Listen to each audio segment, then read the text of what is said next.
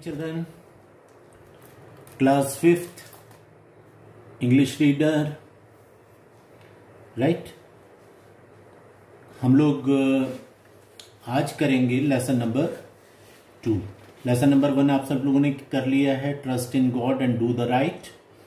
इसके जितनी भी एक्सरसाइजेस थी वो मैंने आपको करवा दी है, राइट? एक अनसीन पोएम थी, उसके क्वेश्चन आंसर हमने कर लिए। ओके, अब हम आएंगे लेसन नंबर 2 पर। Okay, the wise pigeon. What is the meaning of wise? Wise means intelligent, clever, होशियार, राइट? एक पिजन के बारे में कहानी है ये कि वो कैसा बुद्धिमान था और उसने जो भी तकलीफें आई उसका सामना कैसे किया, राइट? तो लेट अस रीड इट। इसमें 2-3 क्वेश्चंस दिए हुए हैं। Where does a pigeon live? What would you do if your friend does something that does not suit you? Would you also do the same with him? Where do pigeon live?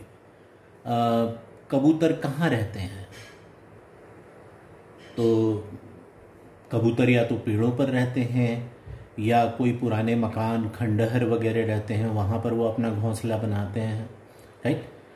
और जंगलों में पेड़ों के ऊपर रहते हैं वो। What would you do if your friend does something that does not suit you? कोई चीज़ जो तुम्हें पसंद नहीं है, अगर ऐसा कोई तुम्हारा दोस्त तुम्हारे साथ करे कि कोई चीज़ तुम्हें पसंद नहीं है और उसने वो तुम्हारे साथ कर दिया, तुम्हें मजाक पसंद नहीं है, वो मजाक करने लगा तुमसे, राइट? तो तुम क्या करोगे? What would you do? Right? तुम नाराज हो जाओगे, राइट? तुम उसे भला बुरा कहने लगोगे, क्या करोगे तुम? What would you also do the same with him? Would you also do the same with him? क्या जो चीज आपको पसंद नहीं है उसने आपके साथ किया तो आप भी उसके साथ वैसे ही करोगे क्या?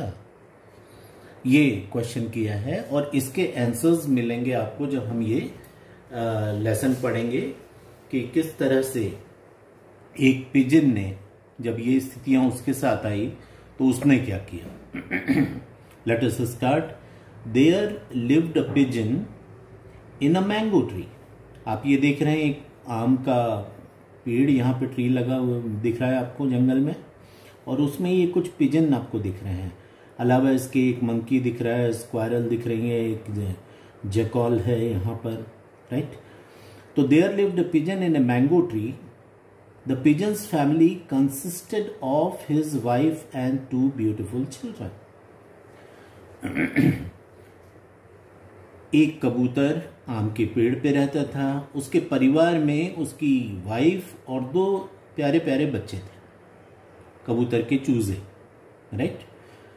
यहां पे एक वर्ड आ रहा है कंसिस्ट ऑफ। कंसिस्ट ऑफ मतलब जिससे मिलकर कोई चीज बनती है। जैसे फैमिली, उसमें रहने वाले जो फैमिली में शामिल जो मेंबर्स होते हैं उनको मिलकर फैमिली बनती है। कोई अकेले इंसान से परिवार नहीं बनता, परिवार के और भी सदस्य होते हैं, तो they consist of, like my family consist of my parents, my wife, my children, right? जैसे आप कहें कि एक चाय का कप, आपने चाय बनाई तो the T consist of water, sugar, tea leaves and sugar, tea leaves, water and milk, right? तो आप देखेंगे कि चाय में जो जो चीजें शामिल है वो सब उसको बोलेंगे हम कि they are consist of, right? तो यहां पर एक वर्ड आया कंसिस्टेड ऑफ। कंसिस्ट के साथ हमेशा ओएफ, ऑफ प्रीपोजिशन लगता है, ये भी याद रखना है। जैसे अफ्रेड के साथ हमेशा ऑफ लगता है, राइट? Afraid of. वैसे ही कंसिस्ट के साथ हमेशा प्रीपोजिशन ऑफ लगता है। तो हमने पढ़ा कि there lived a pigeon in a mango tree. The pigeon's family consisted of his family and 2 beautiful children. उसके परिवार में उसकी पत्नी और 2 प्यारे प्यारे बच्चे शामिल थे। The wings of the children had not yet grown, hence they were not able to fly. कबूतर के जो बच्चे थे वो उड़ नहीं पाते थे, किसी भी पक्षी के बच्चे जब वो अंडे से निकलते हैं तो क्या एकदम से उड़ना शुरू कर देते हैं? नहीं। क्यों? कोई भी बर्ड तभी उड़ पाता है जब उसके पर निकल आते हैं। जो चूजे अंडे से बाहर आते हैं बर्ड्स के, उनमें उस वक्त पर उनके नहीं निकले होते, तो उस वजह से वो बेचारे असहाय रहते हैं, उड़ नहीं पाते, घोंसले पे ही बने रहते हैं। माँ बाप लाके उनको दाना चुगाते हैं, आपने देखा होगा, राइट। तो यहाँ पे वही लिखा है कि the wings of the children had not yet grown, मतलब उन बच्चों के जो पर थे, विंग्स थे, वो अभी नहीं निकले थे, बड़े नहीं हुए थे। Hence they were not able to fly, और इसी वजह से वो उड़ नहीं पाते थे, right. Every morning the pigeon and his wife used to set out in search of food. They used to return before the fall of night. तो होता यह था कि रोजाना सुबह जो पिजन था और उसकी वाइफ थी, राइट, ये दोनों दाने की तलाश में, सर्च ऑफ फूड, निकल पड़ते। दिन भर दाना इकट्ठा करते, राइट, और they used to return before the fall of night, और रात होने से पहले पहले वो अपने घोंसले में वापस आते थे। इससे आपको ये समझ में आ रहा होगा कि दिन भर वो जो उसके दोनों नन्हे चूजे थे, वो अपने माँ बाप के बगैर घोंसले में अकेले रहते थे, एकदम असुरक्षित, right. The children were happy to see their parents back home. और जब दिन भर बाहर रहने के बाद जब मदर और फादर जो पिजन्स थे, राइट, वो लौट के आते, राइट, तो बच्चे बड़े खुश हो जाते थे, है ना। बच्चे बहुत खुश हो जाते थे। माँ बाप को बहुत देर के बाद, बहुत दिनों के बाद अगर कोई देखे बच्चा, तो आप समझ सकते हैं कितनी खुशी होती। सुबह से मम्मी पापा निकल जाते थे, है ना, और शाम को लौट कर आते थे उनके, तो बच्चे उनको देखकर एकदम खुश हो जाते थे। On the same mango tree there also lived a monkey named Kalu. अब ऐसा नहीं था कि उस मैंगो ट्री में ये कबूतर का परिवार ही रहता था, उसमें और भी कुछ जानवर रहते रहे होंगे। उसमें से एक था बंदर, मंकी, और उसका नाम था कालू। क्या नाम था उसका? Kalu. He considered himself to be very powerful and so often took up fight with the birds on petty issues.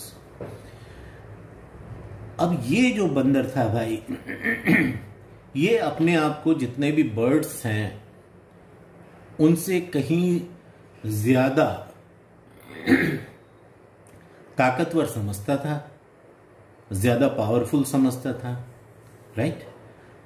और इसीलिए वो बात बात पर उन बर्ड्स को नीचा दिखाने के लिए उनसे छोटी छोटी बातों पर, पेटी इश्यूज, PETTY, पेटी इश्यूज, स्मॉल थिंग्स, राइट, बहुत छोटी छोटी बातों पर उन जो वहां पे उस मैंगो ट्री में रहने वाले बर्ड्स थे उनसे उलझता रहता था। All the birds on the tree were afraid of the monkey. They were in fact sick of him but none of them should dare to object. अब वो सारे बर्ड्स जो थे वो उससे परेशान हो चुके थे। They were sick of him. Sick of him का मतलब उससे नफरत करने लगे थे, बिल्कुल परेशान हो गए थे उससे, right. But none of them could dare to object. मगर उनमें से कोई भी उसका विरोध करने की हिम्मत नहीं कर पाता था, क्योंकि आप सभी जानते हैं कि किसी भी जो छोटे बर्ड्स होते हैं, कबूतर और चिड़िया और दूसरे, इनके मुकाबले मंकी तो काफी बड़ा होता है, पेड़ों पर चढ़ सकता है, डालों पर कूद सकता है बड़ी आसानी से, राइट, तेज भाग सकता है, सब कुछ बहुत सारे उसमें गुण होते हैं। और इसी का अहंकार उस मंकी में आ गया था। वो अपने आप को सबसे सुपीरियर समझने लगा था, जरा जरा सी बातों पर बर्ड से उलझ पड़ता था और कोई उसको कुछ बोल नहीं पाता था, One day, Kalu proudly said to the birds, I am the most powerful amongst you. Thus, you have to pay me regards every time you pass my way. एक दिन बहुत अहंकार के साथ प्राउडली कालू ने सभी बर्ड्स से कहा, सभी पक्षियों से कहा कि I am the most powerful amongst you. मैं तुम लोगों में, मैं तुम सभी में, सभी के बीच मैं सबसे ज्यादा ताकतवर हूं, सबसे ज्यादा पावरफुल हूं. राइट? यहां पर एक वर्ड आया है, एमंग से बना है एमंगस्ट. जब बहुत सारी चीजें होती हैं और उसमें से किसी एक को हम चुनते हैं तो उसको बोलते हैं एमंग. राइट? अगर कोई दो चीज के बीच में हम चुनते हैं तो बिटवीन. राइट? जैसे हम कहें कि 3 बिंदी हमने लगाई है. राइट? तो ये जो बीच वाली बिंदी है, this is between these two. लेकिन अगर हमने बहुत सारी बिंदियां लगाई हैं तो ये सेंटर जो पॉइंट है, this is amongst the all the points. बात समझ में आ रही होगी आपके कि जब दो चीजों के बीच में कोई चीज होती है तो हम उसे बिटवीन कहते हैं. जब बहुत सारी चीजों के बीच में कोई एक चीज के बारे में बात करनी हो तो उसे अमंग कहते हैं. राइट? तो यहां पर बहुत सारे न सिर्फ कबूतर थे बल्कि और भी दूसरे बर्ड्स रहा करते थे. तो इसने कहा कि I am the most powerful amongst you, thus you have to pay me regards every time you pass my way. तो जब कभी भी मेरे सामने से गुजरो तो मुझे सलाम किया करो, मुझे इज्जत दिया करो. जैसे आप जानते हैं कि हम कभी रास्ते से जा रहे होते हैं, कोई हमारे परिचित जो हमसे बड़े हैं या हमारे टीचर्स हैं. राइट? हाँ, जब भी उनसे आमना सामना होता है तो हम अपना रिस्पेक्ट शो करते हैं. Good morning ma'am, good morning ma'am, good morning sir, good afternoon ma'am, good afternoon sir. Right? नमस्ते अंकल, नमस्ते चाचा जी. जो कुछ भी, हम उनको एक रिस्पेक्ट देते हैं. राइट? तो इसने कहा कि भाई तुम सब लोग मुझसे कमजोर हो, मैं तुमसे सबसे ज्यादा पावरफुल हूं. तो अगली बार से जब कभी मेरे सामने से गुजरो तो मुझे रिस्पेक्ट देना है, रिगार्ड्स देना है, तुमको इज्जत देनी है. The pigeon who did not like the monkey's haughtiness said. अब जो पिजन था, जो कबूतर था, उसको ये बंदर का हॉटीनेस, अनफ्रेंडलीनेस, जो एक होता है दोस्ताना बर्ताव, जो दोस्तों के बीच में बातें होती हैं. राइट? उसको फ्रेंडली वे में कहते हैं. और जो एकदम दुश्मनों की सी बात करे उसको हॉटीनेस कहते हैं. HAUGHTINESS, हॉटीनेस. तो उसको उसका ये अहंकार भरा बर्ताव बिल्कुल भी अच्छा नहीं लगा. उसने कहा कि brother Kalu, it is not wise to boast. उसने कहा कि भाई कालू, कालू उस बंदर का नाम था. उसने कहा कि भाई कालू, देखो ऐसा है कि बढ़ चढ़कर बातें करना, बोस्ट करना, मतलब जो जितनी बात है उससे ज्यादा बढ़ा चढ़ाकर किसी बात को बताना, उसको बोस्ट करना कहते हैं. BOAST, boast. तो उसने कहा कि भाई इस तरह से बोस्ट करना, बातों को बढ़ा चढ़ाकर बोलना, डींग मारना, शेखी बघारना जिसको कहते हैं, उसको बोस्टिंग कहते हैं अंग्रेजी में. तो ये कोई बुद्धिमानी नहीं है, शेखी मारना. राइट? डींग मारना, अपने आप को बड़ा बताना, ये कोई बुद्धिमानी नहीं है. You will get respect if you behave politely. तुम्हें सब इज्जत देंगे, तुम्हें बहुत इज्जत मिलेगी अगर तुम सबके साथ पोलाइटली यानी विनम्रता से व्यवहार करोगे तो सब लोग इज्जत देंगे तुम्हें. The monkey became furious. Furious means angry. अब जो बंदर था उसको कबूतर की ये बात अच्छी नहीं लगी. राइट? कि ये छोटा सा कबूतर मुझे ज्ञान दे रहा है. राइट? जबकि मैं तो इन सभी जितने वहां पर रहने वाले बर्ड्स हैं इनमें मैं सबसे ज्यादा पावरफुल हूं. तो the monkey became furious at the suggestion made by the pigeon.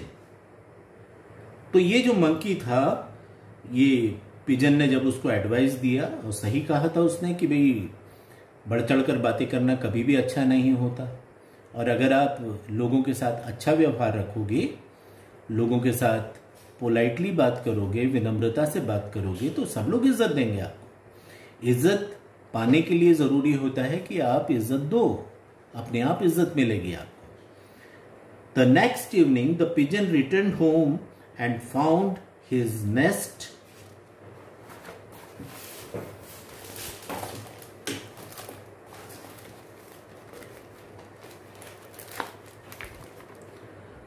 totally destroyed. He was shocked to see his children lying unconscious. दूसरे दिन शाम को जब पिजन अपने घोंसले पर लौटा तो उसने देखा कि पूरा घोंसला तहस नहस हो गया है और उसके दोनों बच्चे बेहोश पड़े हैं. They were lying unconscious. Immediately the pigeon learned who had done all that. Pigeon के फौरन समझ में आ गया कि ये सब किसका किया धरा है. आप भी समझ गए होंगे कि आम की शाख पर ऊपर एक घोंसला बना हुआ है जिसमें कबूतर अपने परिवार के साथ रहता है, जिसमें 2 बच्चे भी हैं. अब उतने ऊपर चढ़कर उस घोंसले को तहस नहस कौन कर सकता है, आप समझ गए होंगे, राइट. अब ऐसे वक्त जबकि पूरा घोंसला तहस नहस नजर आ रहा है और दोनों बच्चे बेहोश नजर आ रहे हैं, ऐसे वक्त कोई दूसरा होता तो क्या करता? बहुत ज्यादा नाराज हो जाता, मरने मारने पर उतारू हो जाता, राइट. मगर ये जो पिजन था ये बहुत बुद्धिमान था, राइट. इसने क्या किया? इसने ऐसा कुछ भी नहीं किया. ना तो उसने बंदर से झगड़ा किया, ना उसे भला बुरा कहा, ना उसे कोई धमकी दी, ना उस पर आक्रमण किया, हमला किया, कुछ भी नहीं किया. He quietly started building his nest all over again. उसने तुरंत फौरन फिर से अपने घोंसले को फिर से नए सिरे से बनाना शुरू किया, right. By dawn the pigeon leaving his children under the care of his wife left home for food. इसमें एक वर्ड आया DAWN, डॉन. डॉन का मतलब होता है सनराइज.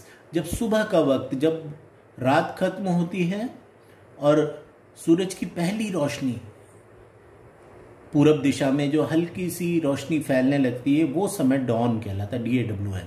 और इसका अपोजिट होता है DUSK, डस्क. डॉन का अपोजिट होता है डस्क. जैसे सन राइज का अपोजिट होता है सनसेट, राइट. तो दूसरी दिन जब सुबह हुई तो पिजन ने अपने बच्चों को अपनी वाइफ के सहारे उसके भरोसे छोड़ा और खाने की तलाश में निकल पड़ा. आगे क्या हुआ ये हम पढ़ेंगे अगले पीरियड में. Okay, thank you. इसको बहुत मजेदार स्टोरी है, अच्छे से पढ़ते रहिएगा.